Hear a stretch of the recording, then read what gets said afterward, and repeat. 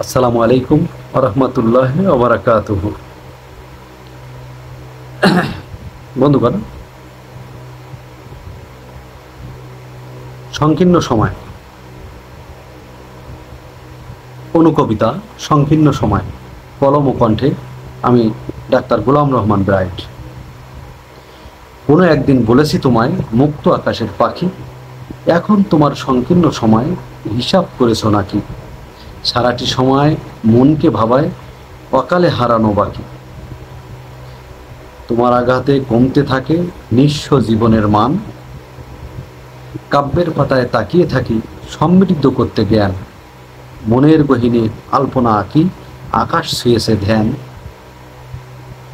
জাগ্রত বিবেক উচ্ছন্নে গেলে সমগ্র জগৎ জনতা ভোগে। যাকেই শুধাই শুধু একটু শোনো, পিছনে ফিরেই ভাগে। তাত্ত্বিক লাভ হবে না জেনেও গড়গড় করে রাগে। এটাই ছিল একটা অনুকবিতা। আসসালামু আলাইকুম ওয়া রাহমাতুল্লাহ।